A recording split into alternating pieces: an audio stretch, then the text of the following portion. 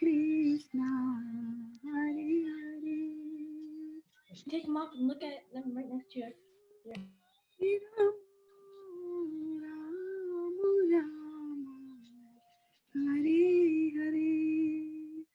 Hare Krishna, dear devotees, welcome to our Tuesday morning Bhagavad Gita class. How are you doing today? Hare Krishna.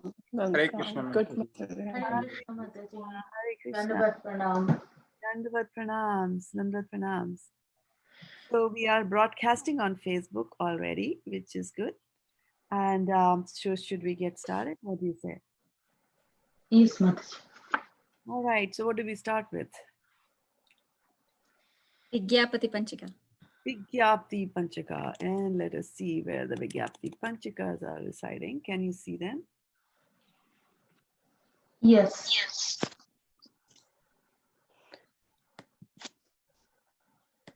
And let's see here. I'm just adjusting it so that you can see it more properly here.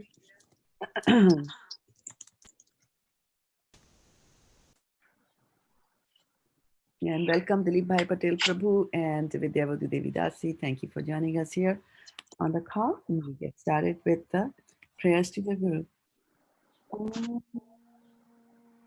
Jnanatimarandhasya Salakaya Chakshurmilitam Tasmai Shri Guruve Namaha. Matsamo nasti papatma naparadhi cha kaschana parihare pilajame kim bruve purushottama yuvati nam yatha yuni yunam cha yuvato yatha mano me ramatam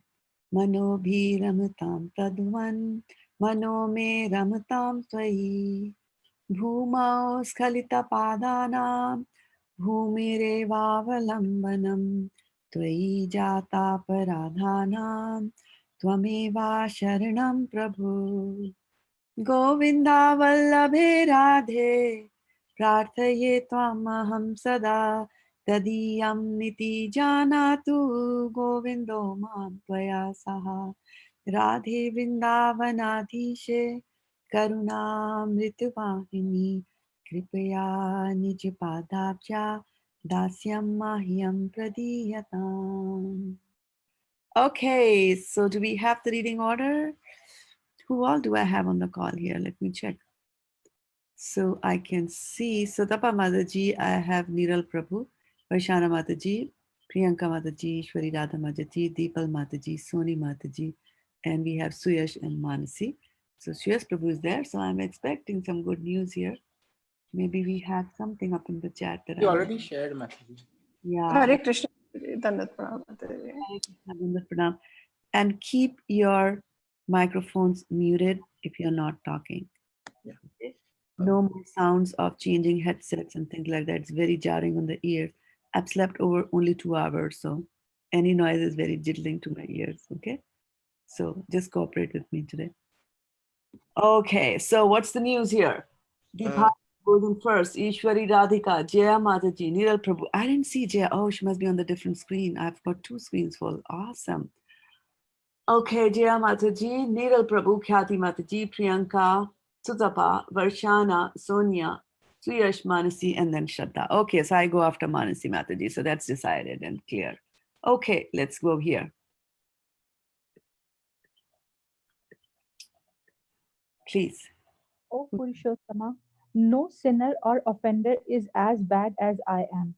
How can I describe my shame?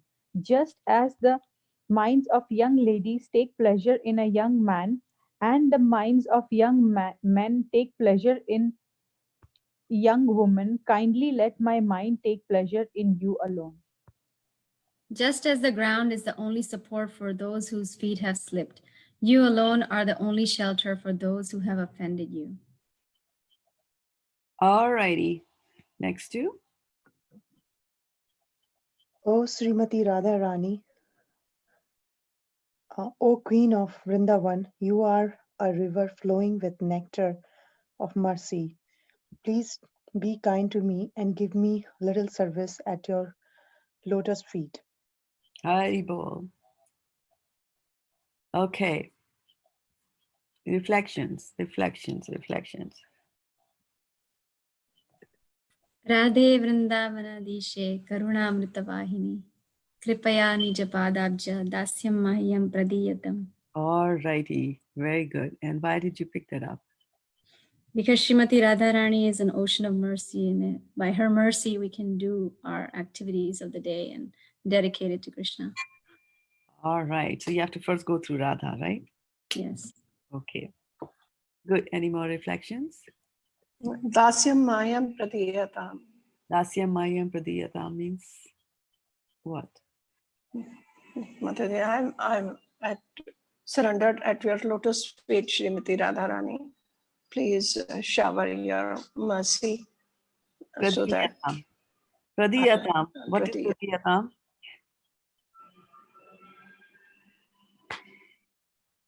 Dasyam Mahyam Pradiyatam. Mayam pratiyatam. At your feet. At your lotus feet. At your lotus feet? Pradiyatam. Pad and Padu. Pradiyatam. Tam means yours. Pradiyatam is lotus feet? Your feet. Feet? Srimati Radharani's lotus feet. Shrimati Radhalani's lotus feet is Pradiyatam. All right. Let's look at the verse one more time. Come on, read it.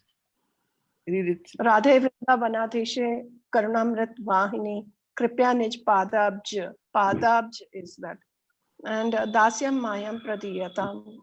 That. Grant me. Grand. Pradan karna. Pradiyatam. Pradan. Okay.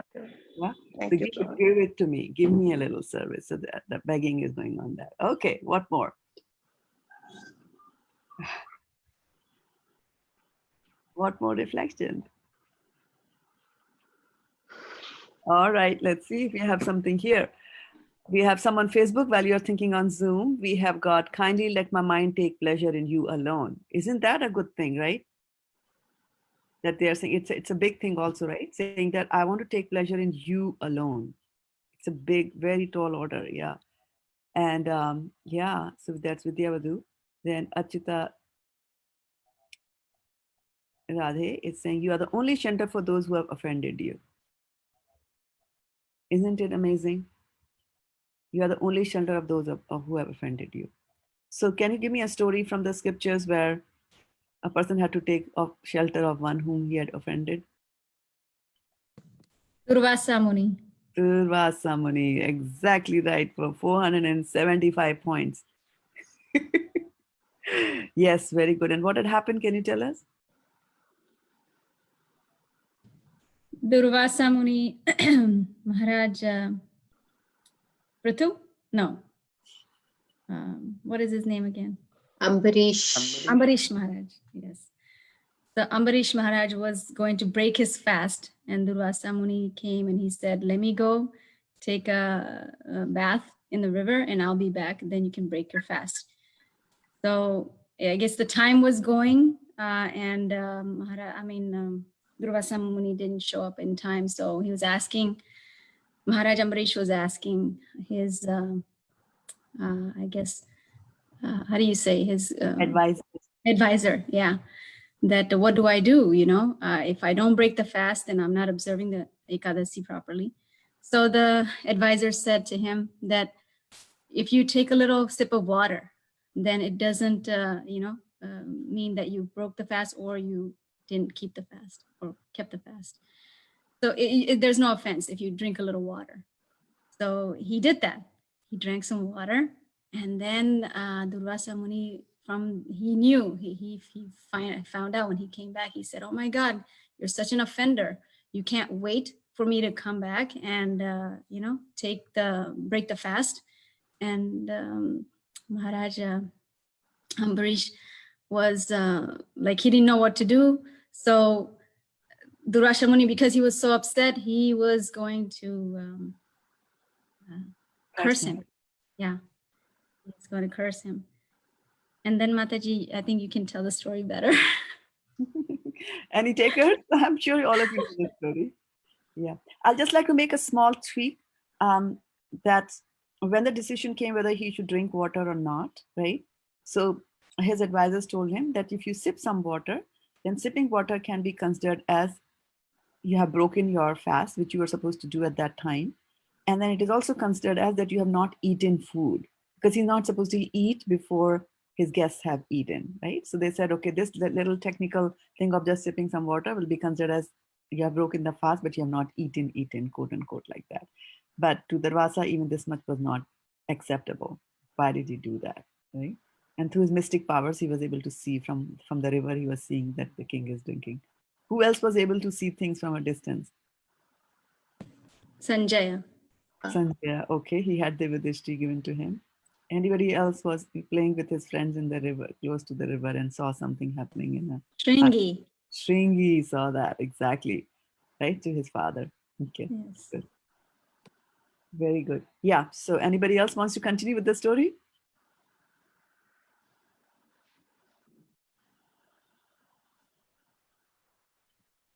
I know Mataji, but I might not know the Okay, start. not every. Yeah. So Yeah. so then Durvasa Muni was going to curse Maharaj Ambarish, and um, it's Lord Sudarshan Chakra comes to rescue, and Durvasa Muni starts running, and he goes everywhere, and he goes to Lord Krishna to protect him from Sudarshan. But Lord says that you have to go and ask for, like, only my devotee can protect you. I can't protect you right now. And then he comes back to Ambarish Maharaj, and he asks for forgiveness, and Maharaj Ambarish says that no, I mean, you are so great, I can't. So I mean, this is how finally Maharaj Ambarish forgives him, and he's saved. And Yeah. so I don't know if I left any details. No, this was perfect. Just one small thing I'd like to add, just for relishing purposes, is that how long? But no, not add. I'm going to ask a question. That how long did it take for all this thing to happen? He goes to Brahma, he goes to Shiva, Yeah, then he Shiva. goes to Vishnu, right? It took 1 year, Oh, and Maharaj Amrit sat without food for 1 year. So you can imagine, if you don't have food for 1 year, what sort of a mood you will be in. Anybody comes to you, you'll be like, ah. But then when the Rasamani comes to him, he says that, don't ask, you're such an exalted soul. Don't, it's an offense for you to fall at my feet and things like that. It's offense on my part to allow you to fall at my feet and things like that. And then, yeah. And then the Rasamani realizes that. Yeah. Very good. So there were some more reflections coming here from the Facebook. We have Vidya, kindly take pleasure in you alone. You are the only shelter. Oh, give. Okay. Pradiyatam means to give. That okay. That was the answer that came from Facebook. Yep. Facebook people got some more scores over Zoom today. And Achita Radhe also says Pradiyatam means to give. Yeah. And Vijay Lakshmi Nair Mataji, Varshana, your friend, is saying, please be kind to me. Right. Yeah. So it's asking for so much, isn't it? That we are offenders at the lotus feet of the Lordships, and then still we are asking, right? Still we are asking, can we dare to do that with our mundane friends? Can we, our relations? Right? He never do that. He said, oh, I have offended that person. Let me not even go there. Let him not or she not even see me. Forget what to talk about ever asking them for anything. Give me so this. this is like Mataji, how kids do to their parents. I mean, they keep offending and then saying sorry. Yes, saying sorry, and in the same breath they will ask also. Yeah. So there's a little innocence in that thing also, right? Kids sometimes don't even know what they're up to. Or a sense of entitlement, and Oh yes, as they grow big, yes. As they grow older, yes.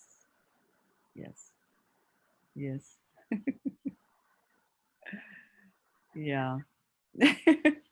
There is this joke that was there, and I'm just trying to remember. It's a short narrative. Oh, it's about when a son comes and says, I love you, mom. Yeah. So when a son is 2 years old and he comes and says, I love you, mom, it means, it's a genuine thing. They're coming and they're hugging the mom and they're saying, I love you, mom. And then when they become, a little bit older, they come and say, I love you, mom. Since they want something from the mom, like an ice cream or a candy or something like that. And then they become, teenagers. They say, I love you, mom. This means that they have bashed your car against a tree. And they're just going to, after they tell you, I love you, mom, they're going to give you some bad news like that, right? And then when they are, 23, 24, they say, I love you, mom. And that means, and then the mom will say, who is she? Because by the time they know that they have found another girl, and they're trying to break the news to the mom, right? And then, of course, they get married. And after that, the son comes and says, I love you, mom. And the mom says, I told you not to marry her.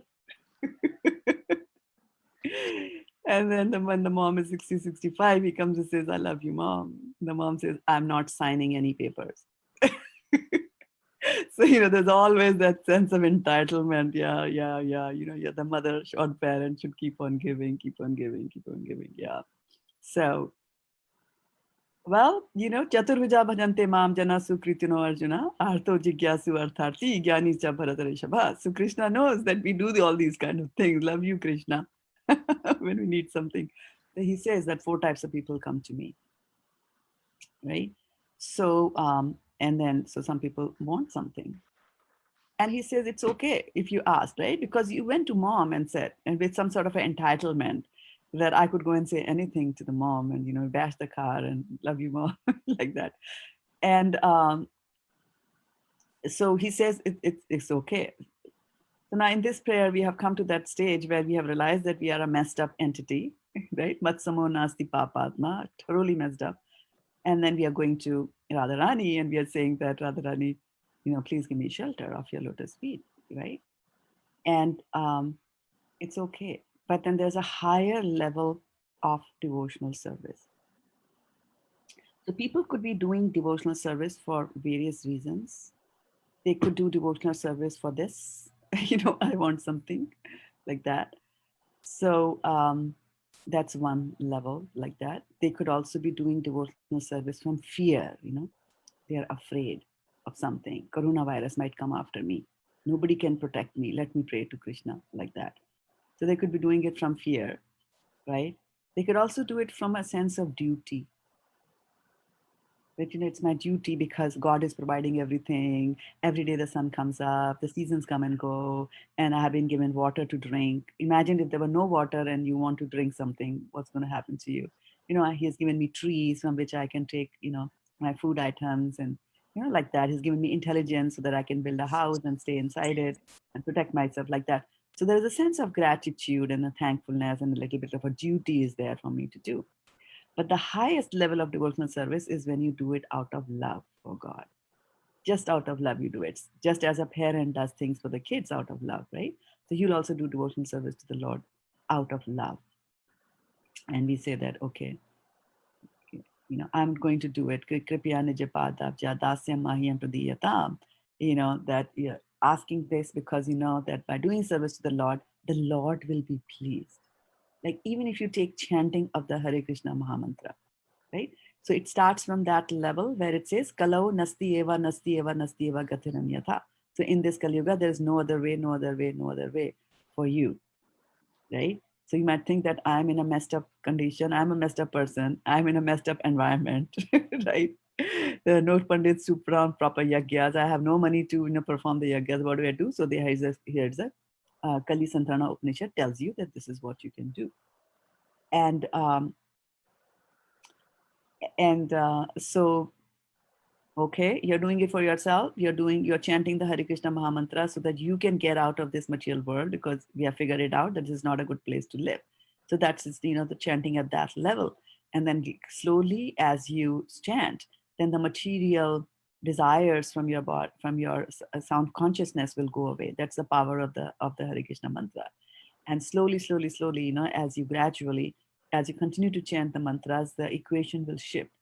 from thinking that, I'm in a messed up place, I need to get out. You will reach a place where you say, I don't even care whether I'm living in a corona infested place or not, but I will just, I'm doing this because it pleases Krishna. I'm chanting because Krishna feels happy when I'm chanting. So our mood changes to that particular level.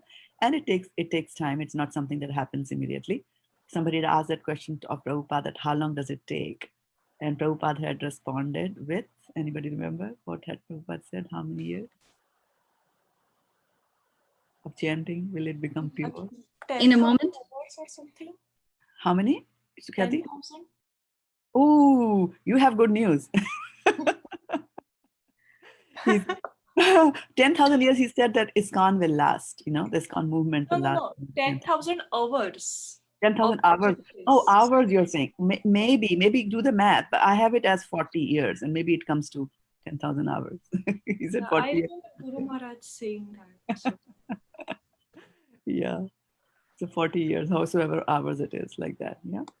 So 40 years of chanting it takes. But, there are instances in history, in the Puranas, that people achieve God in much less. Somebody got it in 6 months by chanting one mantra. Who was that? Dhruva Maharaj? Dhruva Maharaj, yes. For 6 months he chanted, and then Om Namo Bhagavate Vasudevaya. That's the mantra he chanted, but that was in a different yuga. He was in Satyuga, right? So for that yuga, it was, every yuga has got a special method. In this yuga, Hare Krishna Mahamantra is for us because we are not good enough to chant Om Namo Bhagavate Vasudevaya properly, like that. Yes. Anything else that you have? Mataji, 40 years of chanting, it will take to change the mood, or To do pure chanting, to reach a level where you're doing pure chanting. okay. Yeah, completely pure of one's life. Okay, so what? Mataji, Yeah, go ahead. Who's that? this is Sonia Mataji. I'd like to say Kim Bhuve Purushottama. Kim Dubey Purushottama. And why do you pick that up? Because sometimes we feel, how can we be of service, or we question ourselves that how is it possible that I get to your devotional service?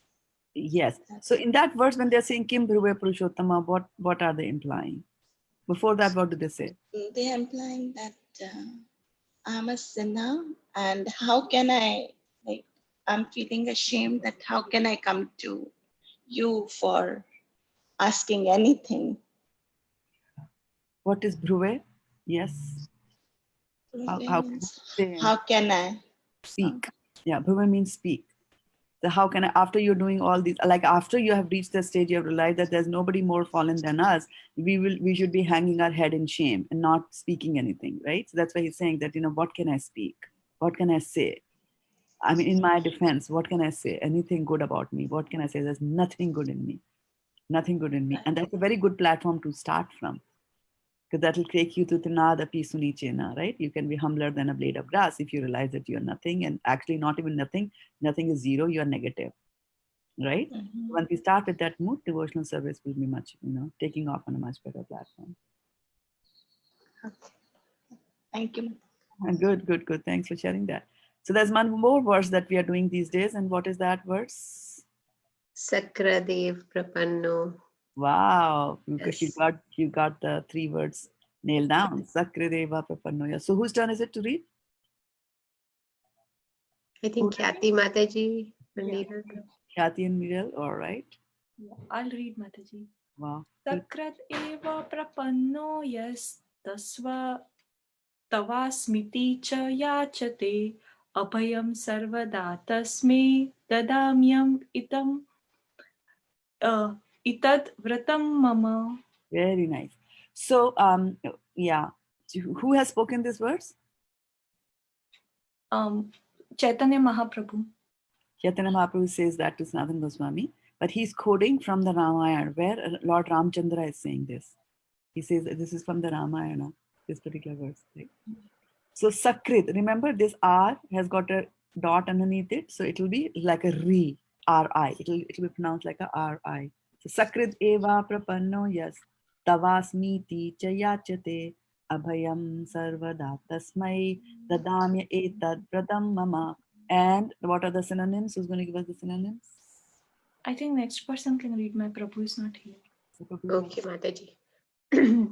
Sakrit once only, eva certainly, prapanna surrendered, yah anyone who, tava yours, asmi I am, iti thus, cha also, yachate praise, abhayam fearlessness, sarvada always, tasmai unto him, dadami I give, etat this, vratam vow, mama my.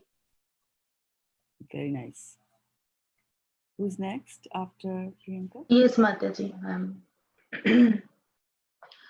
Translation. It is my vow that if one only one seriously surrenders unto me, saying, My dear Lord, from this day I am yours, and prays to me for courage, I shall immediately award courage to that person, and he will always remain safe from that time on. Onwards. Hare Krishna. Hare Krishna. So what do you think? This is very good to know. It's good to know. Yeah. Yes. Yeah. So Total courage will surrender. come. So yeah, courage will come when you surrender. Yeah. Any other thoughts? Yeah. It is taking a vow that I am surrendering unto your lotus feet, dear Lord. Oh, No, let's I go. think Lord is Yeah. taking a vow that he will Yeah. protect us. Exactly right. Yeah. Yeah. Vashana, the Lord is taking a vow here. Lord Ramchandra is saying that it is my vow that if one only seriously surrenders unto me, saying that I am yours and prays to me for courage, I shall immediately award. So Krishna is saying, Kaunteya prati janehi name bhaktya pranashyati, right? So that promise Krishna is giving there. Similarly, here also, why is a promise? So Okay. Lord Ramchandra is giving the promise, and the Chaitanya Mahaprabhu. I misunderstood. Yeah. Okay. All right. So should we go to the next thing, which is our Bhagavad Gita? What do you say about reading Bhagavad Gita today? Do you want it? And Yes, Mataji. there we go. Yes, Prabhu, are you sharing? Yeah, I think you are. This is my turn, Mataji. Hare Krishna. Yeah. So yes, Prabhu, are you sharing the screen? Yes, Mataji. Is it visible? Yeah, Yes. can you just Yes. yeah, it must be visible because you know what happens is that I was sharing a screen, and then Oh, if you also share, then what happens is it throws it uses both my monitors and then hides your screen somewhere within all these windows that Zoom opens. And I so will start again. yeah, maybe stop and start again. Maybe then it'll do that. Yeah. Now, Mataji. Yes, now I can see that. Perfect. Contents of the Gita summarized, chapter 2. Text 1.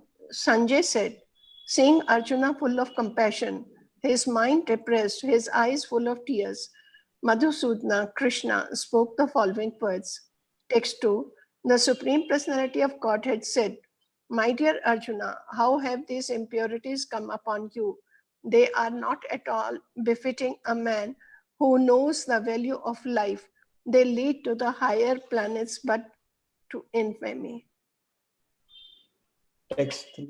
O son of Pritha, do not do not yield to this degrading importance. It does not become you. Give up such petty weakness of heart, and arise, O chastiser of the enemy. Arjuna said, O killer of enemies, O killer of Madhu, how can I counterattack with arrows in battle men like Bhishma and Drona, who are worthy of my worship? Text 5. It would be better to live in this world by begging than to live at the cost of the lives of great souls who are my teachers. Even though desiring worldly gain, they are superiors. If they are killed, everything we enjoy will be tainted with blood. Nor do we know which is better, conquering them or being conquered by them. If we kill the sons of Dhritarashtra, we should not care to live. Yet they are now standing before us on the battlefield. Mataji, now it's Garima Mataji, and after that, yours. All right, Garima joined us. Very good. Text 7. Now I am confused about my duty and have lost all composure because of miserly weakness. In this condition, I am asking you to tell me for certain what is best for me. Now I am your disciple and a soul surrendered unto you. Please instruct me. Text 8. I can find no means to drive away this grief which is drying up my senses. I will not be able to dispel it. Even I win a prosperous, unraveled kingdom on earth with sovereignty like the demigods in heaven. Text 9. Sanjaya said, having spoken thus, Arjuna, chastiser of enemies, told Krishna, Govinda, I shall not fight, and fell silent. Text 10. O descendant of Bharata, at that time Krishna, smiling in the midst of both armies, spoke the following words to the grief-stricken Arjuna. Text 11. The Supreme Personality of Godhead said, while speaking learned words, you are mourning for what is not worthy of grief. Those who are wise lament neither for the living nor for the dead. Text 12. Never was there a time when I did not exist, nor you, nor all these kings, nor in the future shall any of us cease to be. Text 13. As the embodied soul continuously passes in this body, from boyhood to youth to old age, the soul similarly passes into another body at death. A sober person is not bewildered by such a change. Text 14. O son of Kunti, the non-permanent appearance of happiness and distress and their disappearance in due course are like the appearance and disappearance of winter and summer seasons. They arise from sense perception, O scion of Bharata, and one must learn to tolerate them without being disturbed. Hare Krishna. Text 15. O best among men, Arjuna, the person who is not disturbed by happiness and distress and is steady in both is certainly eligible for liberation. Text 16. Those who are seer of the truth have concluded that of the non existent, the material body, there is no endurance, and of the eternal, the soul, there is no change. This they have concluded by studying the nature of both. That which pervades the entire body, you should know to be indestructible. No one is able to destroy that imperishable soul. The material body of the indestructible, immeasurable, and eternal living entity is sure to come to an end. Therefore, fight, O descendant of Bharata. Text 19. Neither he who thinks the living entity the slayer, nor he who thinks it slain is in knowledge, for the self slays not, nor is slain. Text 20. For the soul there is neither birth nor death at any time. He has not come into being, does not come into being, and will not come into being. He is unborn, eternal, ever existing, and primeval. He is not slain when the body is slain. Text 21. O Partha, how can a person who knows that the soul is indestructible, eternal, unborn, and immutable kill anyone or cause anyone to kill? Text 22. As a person puts on new garments, giving up the old ones, the soul similarly accepts new material bodies, giving up the old and useless ones. Text 23. The soul can never be cut to pieces by any weapon, nor burnt by fire, nor moistened by water, not withered by the wind. This individual soul, text 24, this individual soul is unbreakable and insoluble and can be neither burned nor dried. He is everlasting, present everywhere, unchangeable, immovable, and eternally the same. Hare Krishna. Text 25. It is said that the soul is invisible, inconceivable, and immutable. Knowing this, you should not grieve for the body. Text 26. However, you think that the soul or the symptoms of life will always be born and die forever, you still have no reason to lament, O mighty armed. One who has taken his birth is sure to die, and after death, one is sure to take birth again. Therefore, in the unavoidable discharge of your duty, you should not lament. Text 28. All created beings are unmanifest in their beginning, manifest in their interim state, and unmanifest again when annihilated. So, what need is there for lamentation? Text 29. Some look on the soul as amazing, some describe him as amazing, some hear of him as amazing, while others, even after hearing about him, cannot understand him at all. Text 30. O descendant of Bharata, he who dwells in the body can never be slain. Therefore, ye need not grieve for any living body being. Text 31. Considering your specific duty as a Kshatriya, you should know that there is no better engagement for you than fighting on religious principles. And so there is no need for hesitation. Text 32. O Partha, happy are the Kshatriyas to whom such fighting opportunities come unsought, opening for them the doors of the heavenly planets. Text 33. If, however, you do not perform your religious duty of fighting, then you will certainly incur sins for neglecting your duties and thus lose your reputation as a fighter. People will always speak of your infamy, and for a respectable person, dishonor is worse than death. Text 35. The great generals who have highly esteemed your name and fame will think that you have left the battlefield out of fear only, and thus they will consider you insignificant. Text 36. Your enemies will describe you in many unkind words and scorn your ability. What could be more painful for you? Hare Krishna. Text 37. O son of Kunti, either you will be killed on the battlefield and attain the heavenly planets, or you will conquer and enjoy the earthly kingdom. Therefore get up with determination and fight. Text 38. Do thou fight for the sake of fighting, without considering happiness or distress, loss or gain, victory or defeat, and by so doing you shall never incur sin. Hari Bol. So finished our Chad for the day, reading half a chapter of Bhagavad Gita, chapter 2. And the verse for today, Suyash Prabhu tells us, is 2.20. And whose turn is it to read? न चायते म्रियते वा कदाचित् नयं न्यायं भूत्वा भवितवा नु भूयम् अजो नित्यं शाश्वतोऽयं पुराणो न हन्यते हन्यमाने शरीरे. Very nice. So, so Khyati, you're in luck today, right? You got many Sanskrit verses. Okay, good. Synonyms? I think Priyanka comes. Yes. Okay. Na, never. Jayate takes birth. Mriyate dies. Va, either. Kadachit, at any time, past, present, or future. Na, never. Ayam, this. Bhutva, having come into being. Bhavita, will come to be. Va, or. Na, not.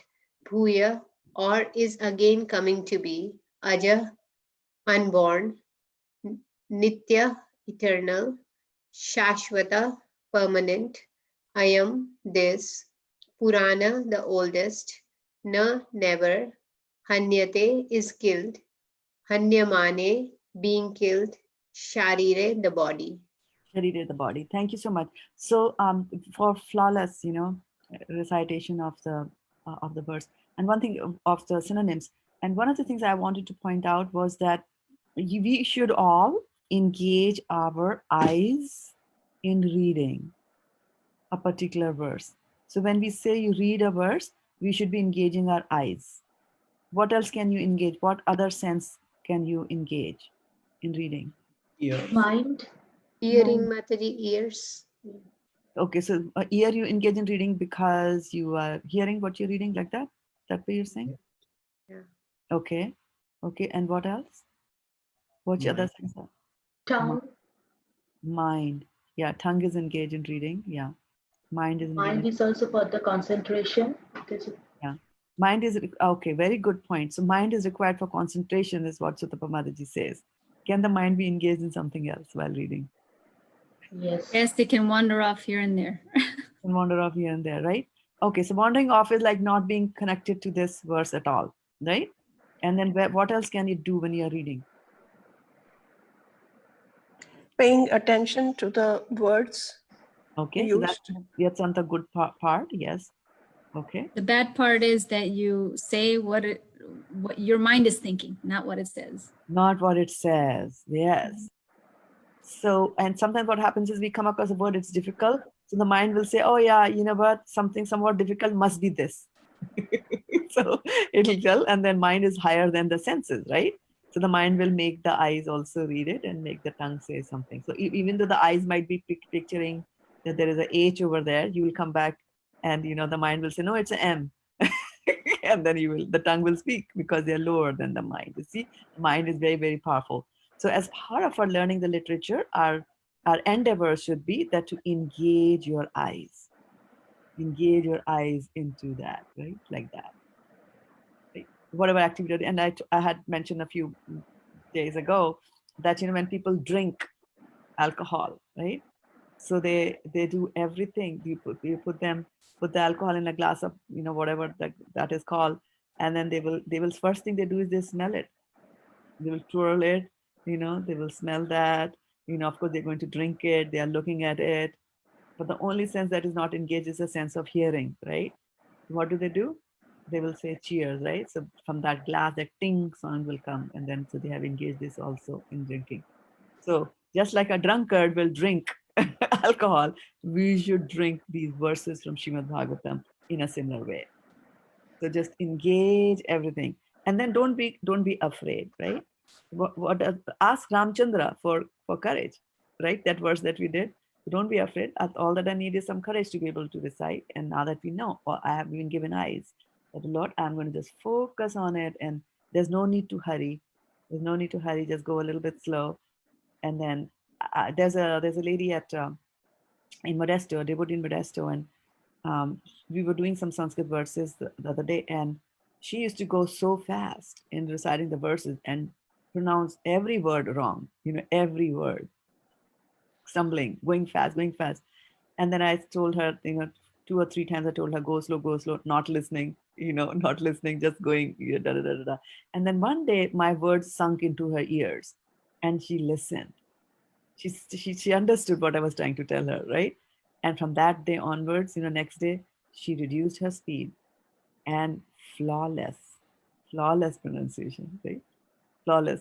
Only two things I said was go slow and use your eyes. Your eyes are meant for reading. Don't let the mind overpower it like that.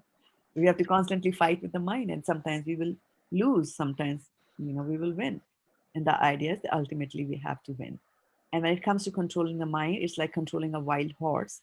So, you know, how do you control a wild horse? It's basically you want to ride it, right? And it won't allow you to ride. It'll throw you off the back and won't allow you to put the saddle and whatever, you know, on the nose and all that stuff.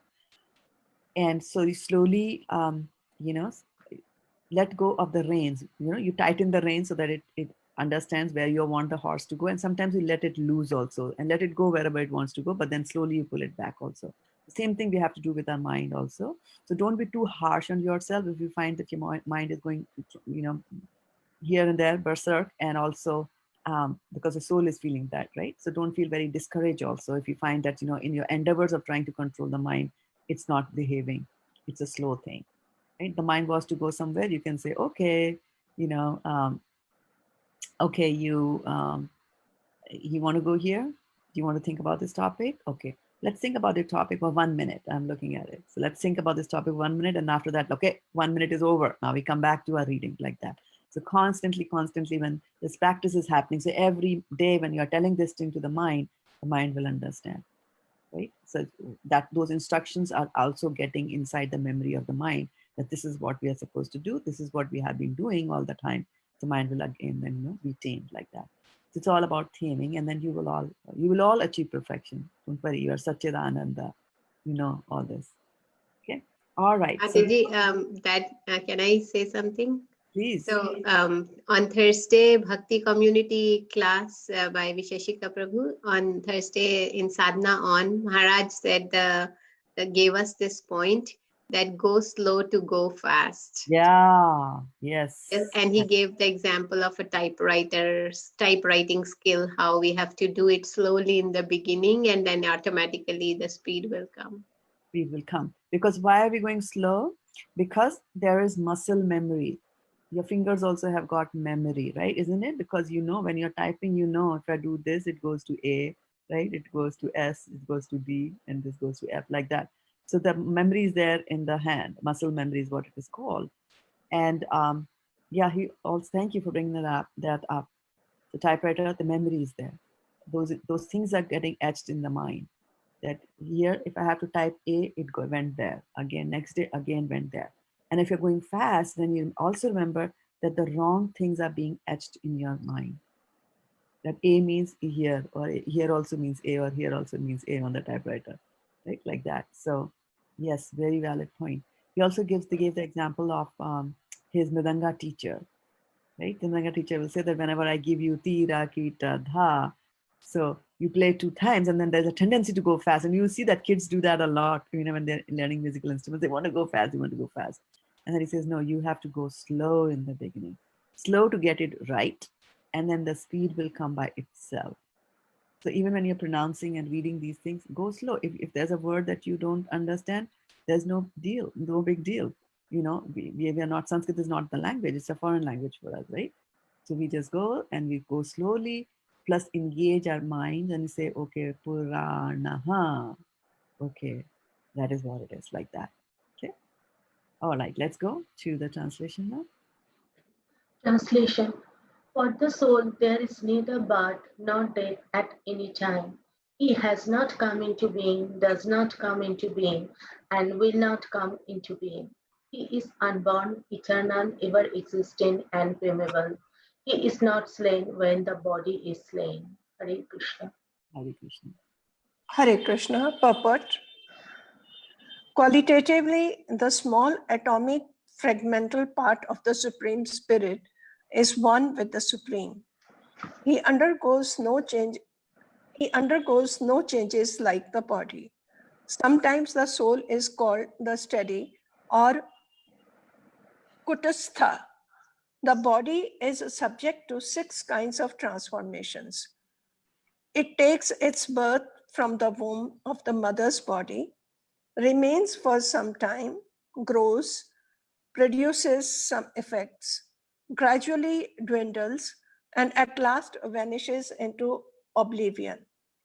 The soul, however, does not go through such changes. The soul is not born, but because he takes on the material body, the body takes its birth.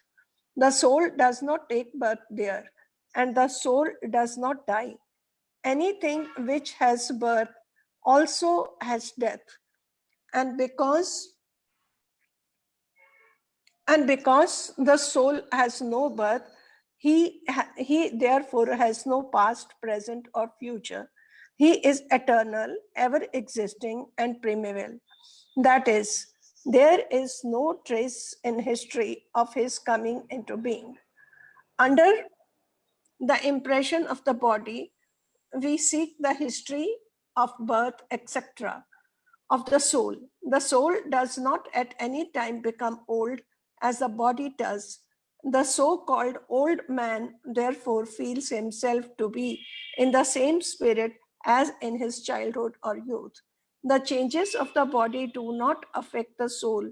The soul does not deteriorate like a tree nor anything material. The soul has no byproduct either. The next person can read, Mataji. Or I'll finish this paragraph, Mataji, no problem. The byproducts of the body, namely children, are also different individual souls, and owing to the body, they appear as children of the particular man. The body develops because of the soul's presence, but the soul has neither offshoots nor change. Therefore, the soul is free from the 6 changes of the body. Hare Krishna, Mataji.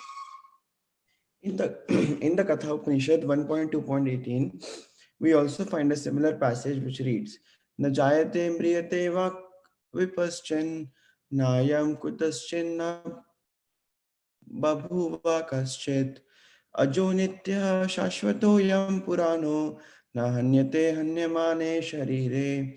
The meaning and purport of this verse is the same as in the Bhagavad Gita, but here in this verse there is one special word, vipaschit, which means learned or with knowledge.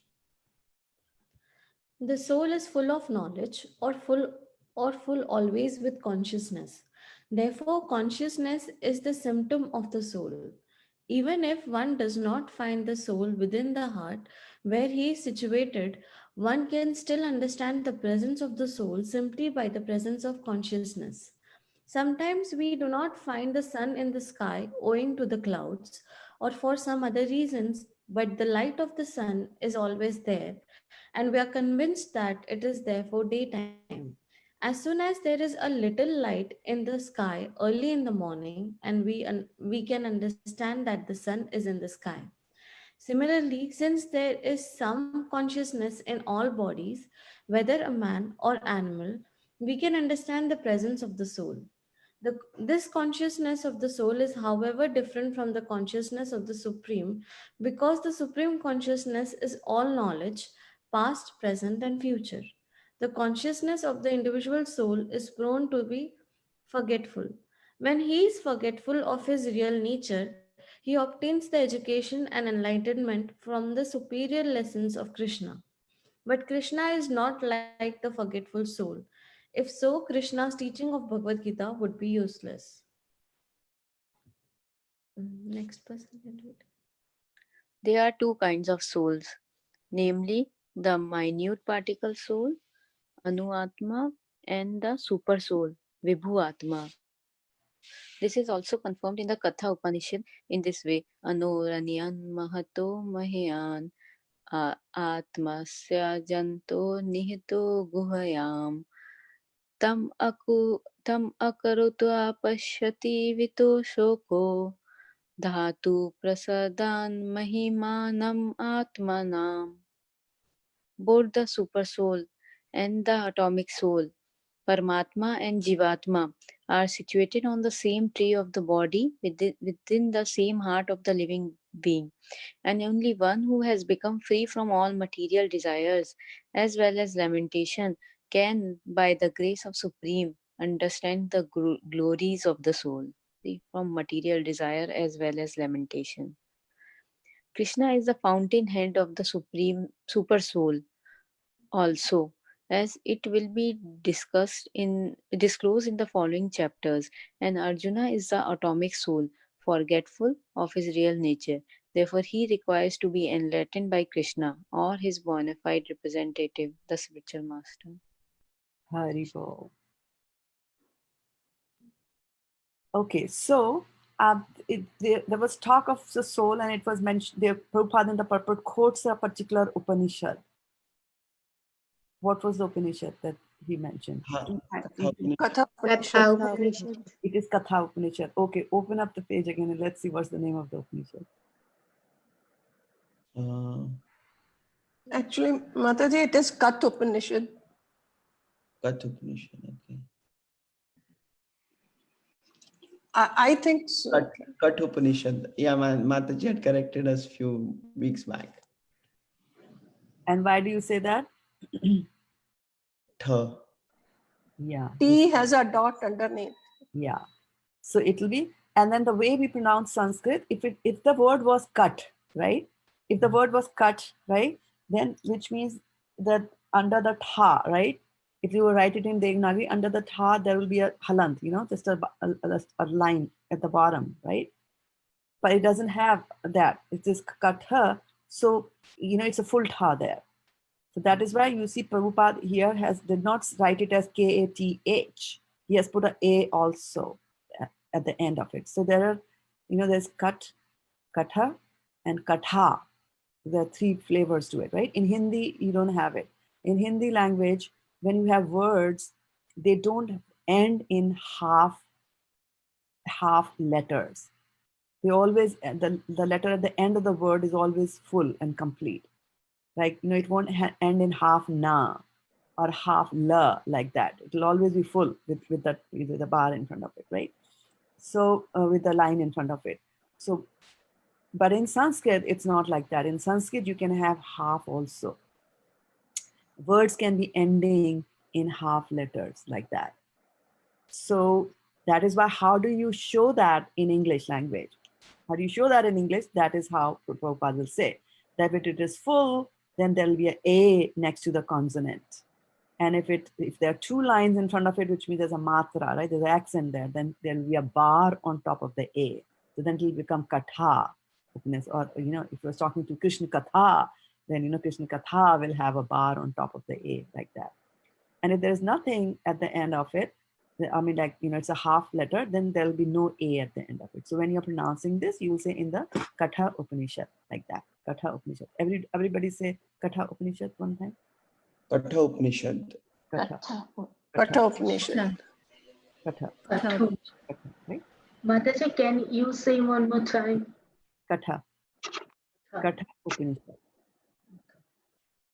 You see here, Katha Upanishada. He has not put Upanishada, right? He's ended it with a D. That's why we are saying Upanishad. If he had put an A there, then we would have said Katha Upanishada, like that. So Sanskrit, we have to understand, is a different language, and Hindi has been derived from it and made easy and whatever. But Hindi and Sanskrit are not the same. Some rules might be common across the two languages, but they are two different languages. Right? And Sanskrit is a language spoken by the demigods, like that. That's more superior and more precise language than Hindi is. Okay? Mataji, I have one question on this. Mm-hmm. We've heard this Devlai Nagari, right? And so the demigods speak this language, which is Sanskrit. In the spiritual world, what language is it? Sanskrit. Is it Sanskrit? Okay. Yes. Okay, I just want to make sure. Yeah, you better learn it, because you have to go there at the end of your life, right? Yes. And so, yeah, let's see what's activities going on Facebook. I've been neglecting them for some time. So Preeti Radhika is watching us on Facebook today. I'll welcome to the call, and Namazia Mataji also is there, and my brother-in-law Pramodji is also there. Fantastic.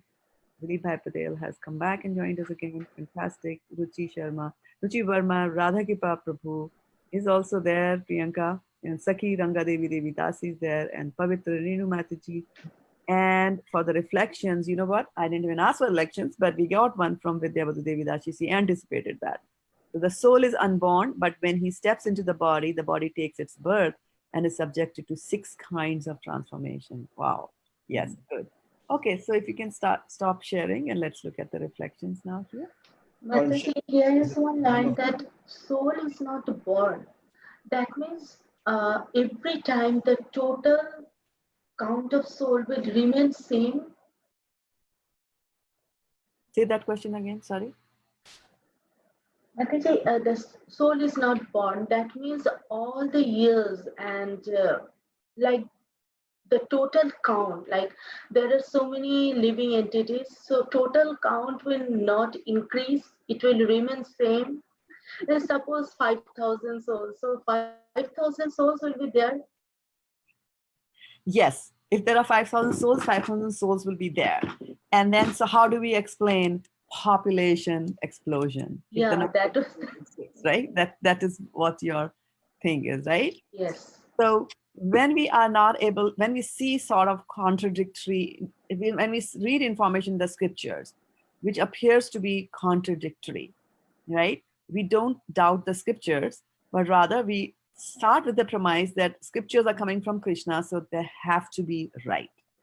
We start with that premise, right? And then we say, okay, now let us see, what is it that we are missing in this big picture? That why am I, he's saying soul is not born, soul are never things. So there were 500 souls, 5,000 souls in the beginning. How come there's population explosion? Where are these new souls coming, right? So what do you say, others? What do you think is happening here? What could be the possible reasons why? Hare Krishna Mataji, I don't know whether I'm right, but like Mataji, the population increase, like we are cutting the trees. There were souls in that So the trees are dead now. Those souls have taken birth as human beings or animals or whatever they also. So this is how the population increases. This is my understanding. I don't know. I may be Okay, so wrong. there's one understanding, one source, and you're right. There's one possibility is that the souls is transmigrating from one body to another body, right? We are just measuring human population or some population of some lions and things like that, but there are so many, right? And we read that in the Bhakti Vriksha. I think we read that how 9 lakhs of this species and 400,000 for human species and so many plants are there, right? So many insects are there. So the soul is moving from one body. Either you count all of them, right? Either you call all of them and then you will see that they are there. But it's not also that, right? What about Trevidya mam som paput papa yagyeristva sargatim prapayante. So what happens that people do ritual activities from the Trevidya, from the three Vedas, and then after that they get elevated to, where do they go after that if you're doing Vedic and Higher planets. Swargalok. Higher higher planets. planets, right? And then Shine Punya Martha Lokam Vishati. So when their credits are exhausted, then they will come down. So when they come down, what's going to happen to the population here? It will increase. Right? Yeah. So what we are doing is that we are raising our view to a higher level so that you can see the bigger view of the universe, what's going on over there, right? Brahmane Brahmite Kon Bhagavan Jeev. So you keep on going from top to bottom, from one species of life to another species of life, from one type of human body to another type of human body, right? So that will help you understand that why population is increasing. But having said that, Krishna is infinite. What is the meaning of infinite? Immeasurable. So Krishna is also expanding all the time. The number of souls are also, we are parts and parcel of Krishna, so numbers are also increasing. The Golok planets are increasing. It's very inconceivable to understand. Like, I purchase a house 3-bedroom, they remain 3 bedrooms, right? It's not that every year you get an extra bedroom in your house. It's not that it expands like that, right? But the spiritual world is a different world. And we have to rely on what the scriptures tell us and what the acharyas tell us like that. Good. So does that help you, Siddhapa? Yes, Mataji. Good. Thank you, Mataji. Mataji, what Upanishad mean? What does Upanishad mean, right? So Upanishads are actually sections of the Vedas. In the Vedas also, there are parts of the Vedas that are to be studied depending on which part of the ashram you are in. Whether you are a brahmachari, whether you are a grihastha, whether you are a vanaprastha, and whether you are a sannyasi, like that. So brahmachari will learn on sense control, will learn, verses, memorize shlokas and things like that. So he will be learning all that, certain specific sections of the Vedas. And then once you become a grihastha, so a grihastha has to maintain the household, right? Has to do this ritual. A child is born, child has to be married, death has happened. I need to establish something to be able to take care of my family. So how will you do all that? Still keeping, ideally, still keeping Krishna in your mind. So there are sections of the Vedas that will tell you all that. So that is what the Grihastha ashram person will do. And so as he goes through Grihasthashram, he will gain certain experience in life, right? And come to a certain level so that when he goes to Vanaprastha, he can go and dig a little bit deeper into the knowledge of the absolute. So that section of the Vedas that pertains to that knowledge, which people generally read when they are in the Vanaprastha, are the Upanishads. Like that they will read. And there are many more sections to the Vedas also. But here, this is Kali Yuga. Nobody follows Varnashram Dharma, right? So whatever is available, whatever is translatable, and whatever makes sense, then, we start reading it. So we are reading which Upanishad do we read? Ishopanishad. Ishopanishad, right? One of the Upanishads we read. There are 108 major Upanishads which are there. And by the way, Gita is also sometimes referred to as Upanishad, like that. That's Upanishad. So Upanishad was, yeah, Prabhupada quoted Upanishad there. Yeah. What else did we read in today's lecture? In today's reading, sorry, not lecture. A reflection, Mataji, or Yeah. Reflect. Whatever reflection, questions, anything. consciousness is symptom of life. Consciousness is a symptom of life. That there is a Symptom of soul. Symptom Yeah. of soul. Symptom of whole, yeah. yeah, there's a soul there. Okay.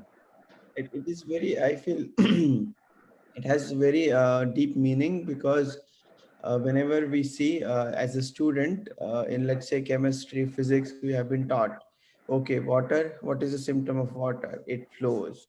Metal, it should be ductile, malleable and all. And then, if even though we can't see the soul, we know the symptom, it is life. I mean, if the matter in itself can't sustain itself by itself without having, now it's just that small part which is getting added and having that symptom, so it's very easy to describe. That's Yes. what is soul.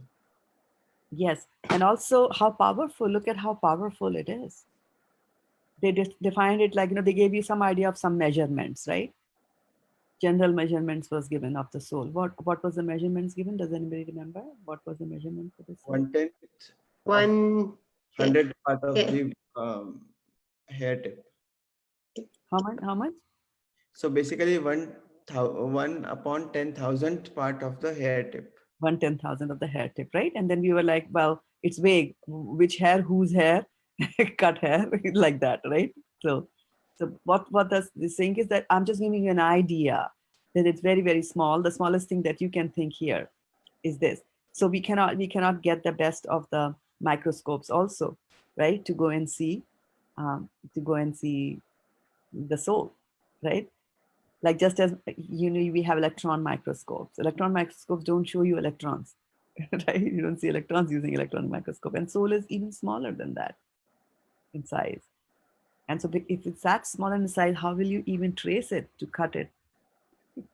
And then here we are seeing that Krishna will say later on in the chapters that soul cannot be cut, cannot be dried. So you see slowly Krishna is actually, and we have to remember that as we go into the Sankhya Yoga, we have and go deep into it, and this all that might seem to be very interesting, and it is, but it is material, right? What we're talking about from on the body, like earth, water, fire, air, ether, and all that kind of things, right? But Krishna here is taking him to a higher level, and he started to talk about the spirit, because without that, I mean, Arjuna was perplexed. Right? He was asking, Yadi ye jayayam yadu mana jayayu. I don't know what is better, whether they should win or I should win. And that was all because he was on a material planet. Now, Krishna, but he surrendered to Krishna and he said that, you are my spiritual master. So you see, just by taking that one proper decision in life to take a spiritual master, Arjuna's life is completely changed, right? And his lamentation is gone. In the end, his lamentation is completely gone because he was trying to solve material problems through material solutions, and it only creates more problems there. And so Krishna was slowly telling him in the previous verses about the soul, right? That there is soul, which is always enduring, and then there is a matter which does not endure. He said that, and now he's talking about the soul, and he's saying that soul is never even born, and soul does not even die, right? And he's emphasizing it. If you look at the verse one more time, CS Prabhu, if you can help us by sharing that screen with us, let's look at how Krishna is emphasizing. How do you emphasize things in your life, in your day-to-day life? If you have to emphasize something to your kids or spouse or boss or customer, client, which is one of the ways in which you emphasize a point? Repetition, Mataji. Repeat it, exactly right. So is there some sort of a repetition here in this? Let's look at the synonyms and see.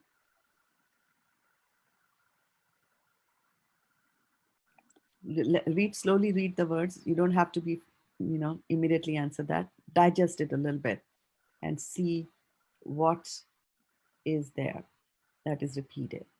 Nityaha and kadachit, at any time, eternal.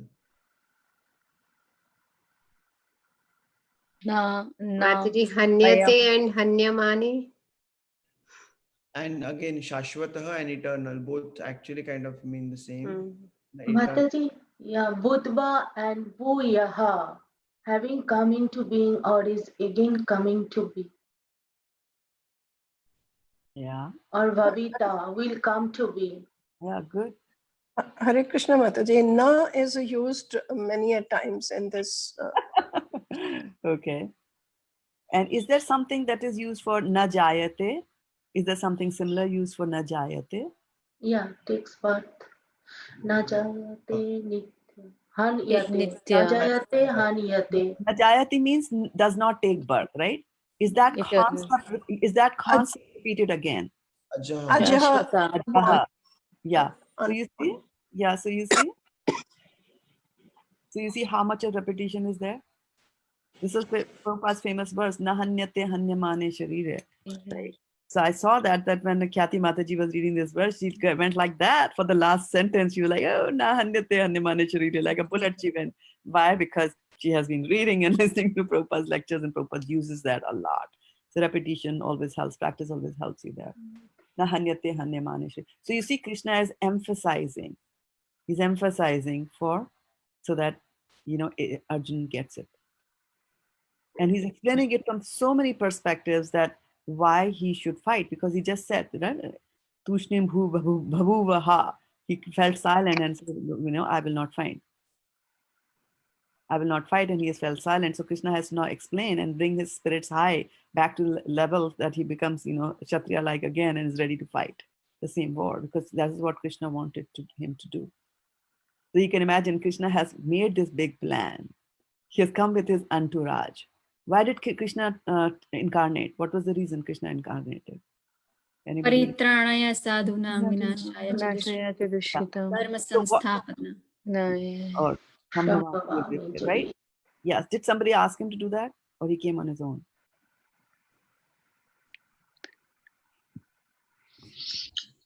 Came on his own. Came on his own. Was that a guess? Devotees keep I mean, praying. who would ask Krishna to come? Who asked Krishna to Only on his own accord he will come. Okay. So you need not ask; he'll come on his own. Devotees keep praying. Devotees for keep praying. Okay, which devotee prayed? Means all the devotees, But Mataji, please protect, please protect. All Mata, devotees were saying, please Mataji, protect. Okay. Brahma had prayed to the Lord to come down to Yeah. save the earth because of demons were taking over it. Yes. Yes. And then why did Brahma go? Did somebody prompt Brahma to go? Bhumi. Bhumi. Right. You see? So the Mother Earth was suffering the burden of so many sinful people on her. So when people do a lot of sinful activities, she feels the burden. She feels the burden of that, right? And that's why when we get out of the bed in the morning, we always pray to Mother Bhumi, and we will say, Samudra Vasane Devi, that O Devi, O Mother Earth, whose oceans are your clothes. Parvata Sanamandale, and then on your chest are the mountains are there. Vishnu Patni Namastubhyam, she's the wife of Vishnu. Vishnu Patni Namastubhyam, I'm going to do namaskars to you. Namastubhyam. Pada Sparsha Samashya Me. Pada means? Lotus feet. Yeah, no. Pada just means feet. Right? Pada. Padma will make it. Padma means lotus. So Padma will make it. And lotus feet we use only for when describing Lord or our spiritual master or others. We don't call our own feet as Padma, right? So it was saying Pada Sparsha. Pada Sparsha means I'm going to now touch you with my feet. And Samashwame, please forgive me. Because I have to do it. I have to walk on the earth. Bhume skalita padanam. Bhumireva avalambanam. Right? Where will I go? Where will I go? I have no other place to go. I have to walk on you. And who am I? Matsamo nasti papatma. There's nobody who's a bigger sinner than I am. So I know that when I'm going to step on Mother Earth, that she's going to feel the burden.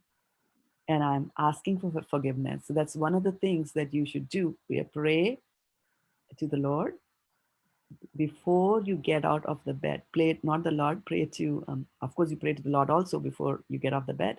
But before you put your step on Mother Earth, you will do this prayer. It's a good way of starting off your day. So when all these sinful men were, walking on Mother Earth, she goes and complains to Brahma and says, do something. And then Brahma goes there and talks to Vishnu and he says, okay, I'm going to come, like that. So Krishna has come. So Krishna has come with this big agenda. Krishna has got his checklist of check, check, check, check. Duryodhan killed. Yes. Dushashan killed. Yes. Putana gone. Yes. There. Bakasura, Aghasura. He's got this check, check, check, check, check, check, check. And he has been doing that. And now is this major big project which is there in one shot to the Mahabharat war. So many will be annihilated. And now Arjuna, who has the prime responsibility of fighting, because he was the best among the Pandavas, right? He's got big responsibility. He turns around and he says, I don't want to fight. Right? So you can imagine Krishna, what is his feeling? So then he has to perk him up and bring him to a level where he's again gung-ho about fighting. So Krishna is addressing him. So it's by repeating slowly through the previous verses, he has, been bringing in the concept of a soul, and it doesn't die, and it is eternal, but the material will die. So he's also saying that, because Arjuna can come and say, all right, fine, all right, fine, there's a soul, but right now the soul is in the body. And then, so let it remain in the body. But he's saying, doesn't matter. Even if you don't kill Bhishma Pitama, time will kill him. In any case, he has to go because of the material, there is no endurance. And now he's coming up here and he's telling that, let's hear a little bit more about the soul, that it was never born and it doesn't die. So that is a good relief for anybody who has now changed his way of thinking. There has to be a paradigm shift from looking at people as bodies first and then forgetting that there's a soul inside. We have to change our conception and first say, whenever you see somebody, you first should see that there is a soul. You won't be able to see the soul, but you have to understand it intellectually. You have to see that there is a soul, and that soul is surrounded by a body. And it'll come, do practice, you'll get into that way of thinking. And it always starts with us. So rather than using vocabulary that says my soul, when you say my soul, who are you? And when you say my body, who are you? So when you're saying my soul, who do you think you are? When you're saying my soul, Body. you think it's body. Exactly. Hare Krishna, when we say that I'm a soul, I'm a part and parcel of the Supreme Soul. Yeah, but the question is that when I'm saying that I'm my body, who am I? And when I'm saying my soul, who am I? Who do you think I am, right? So Garima Mataji said that when you're saying my soul, that when you are thinking that I am this body, this is who I am. And then I have this, I have that, I have a necklace, I also have a soul, like that, right? On the other hand, if you're saying my body means I am something else, and a body is something that I am possessing right now. Who is that something else? Krishna is telling him, you are the soul. See, it's a complete 180-degree turn inside out. I am a body, I have a mother, I have a father, I have a children, I've got friends, I've got enemies, I've got a car, I've got a computer, like that, I've got glasses. I also have a soul. Oh yeah, by the way, it's 1/10,000 of a tip of a hair. Yeah. No, you are the soul. And once you know you are the soul, then all this news is going to be good, because what is Krishna saying? That you are never born and you will never die.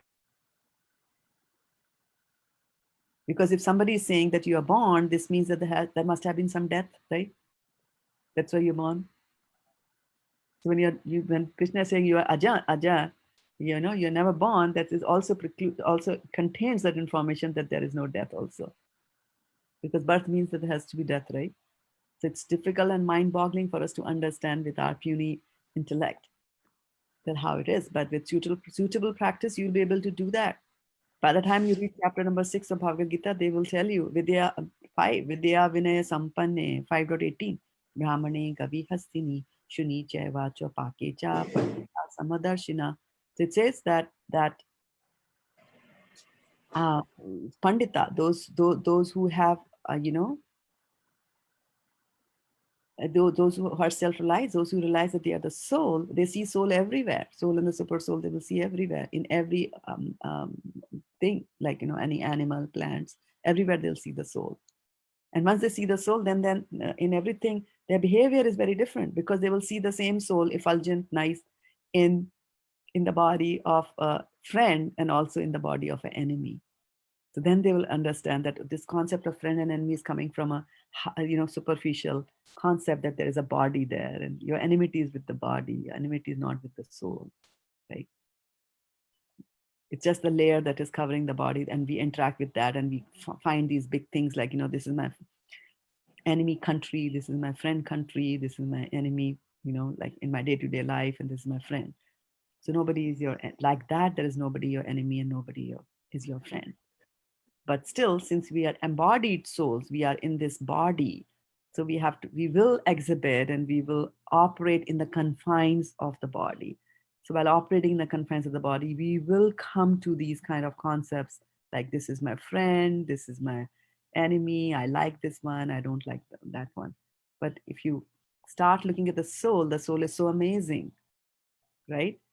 And Satchidanand, and it's very beautiful. There'll be nothing for you when looking at some other soul to not like about that soul. The concept of, enemy, etc., is just at the bodily concept. And so Krishna is just, trying to understand that this war, etc., is happening, and these souls, but not every soul is self-realized. We also have to understand that, right?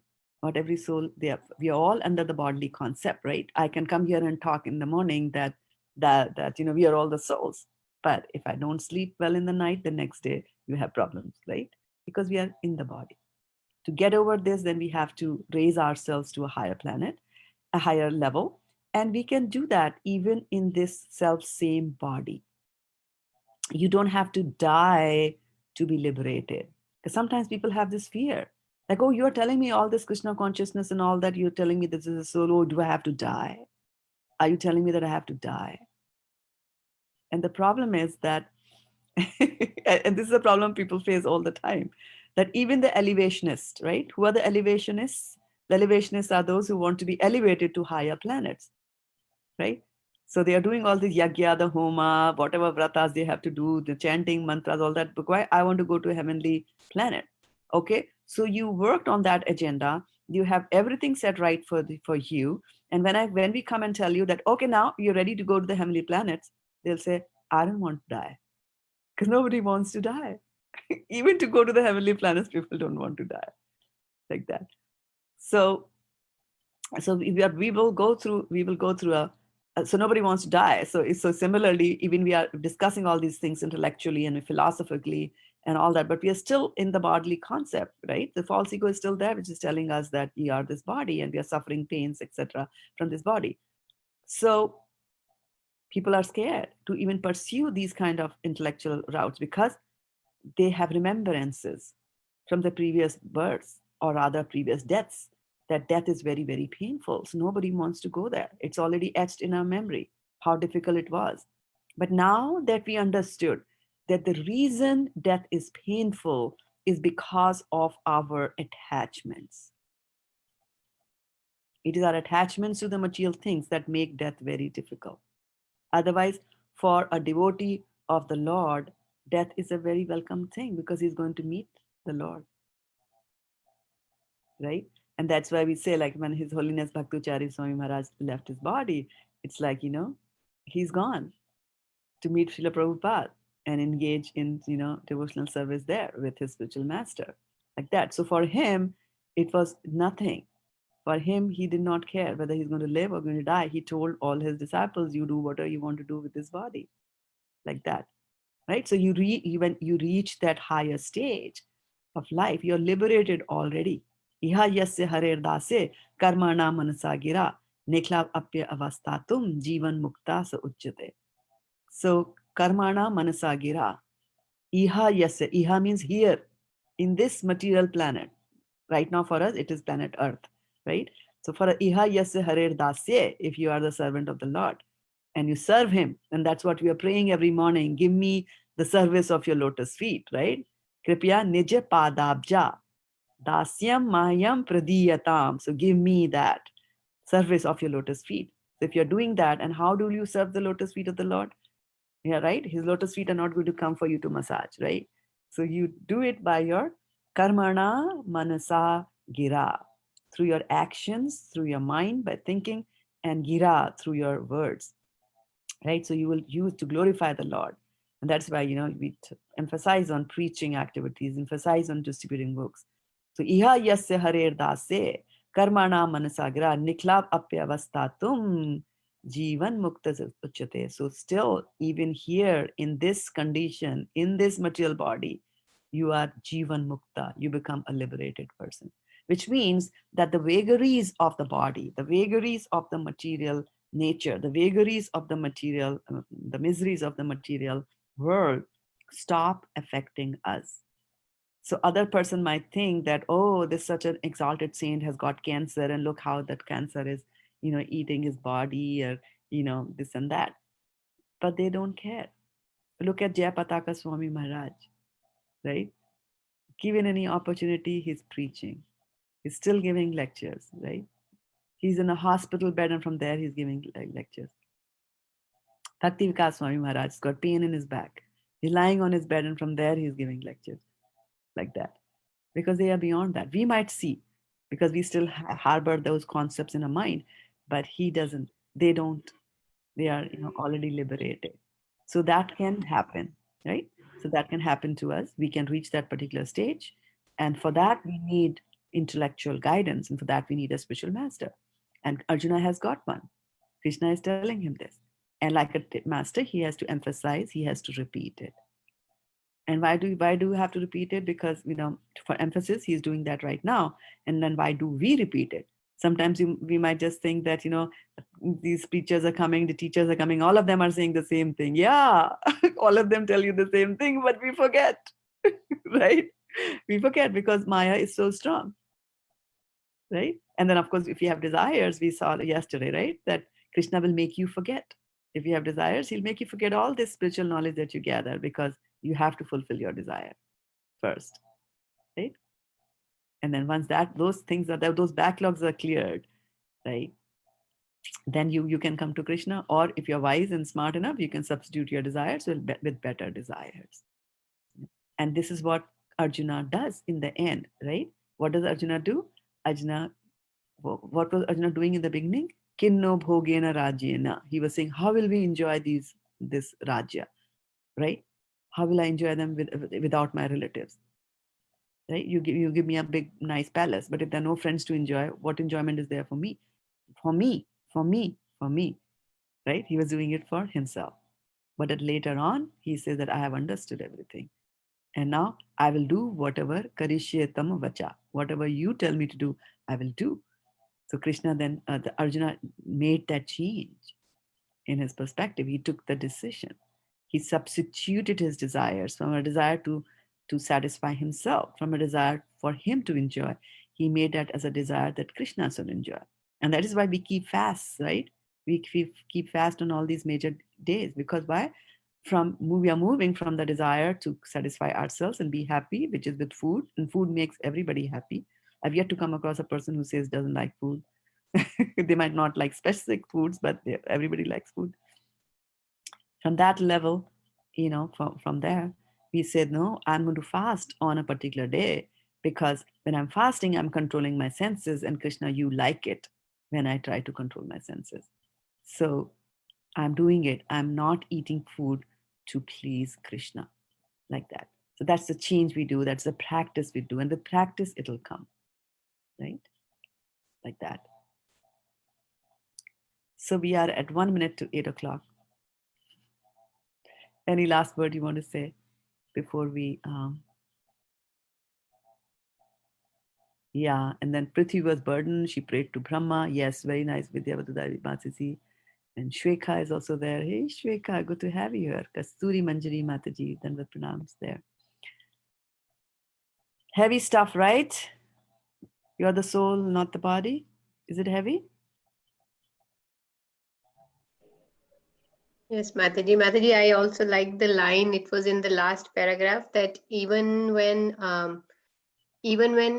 we are free from all material desires, and I think there was one another thing, but still, I mean, to get liberated, we need.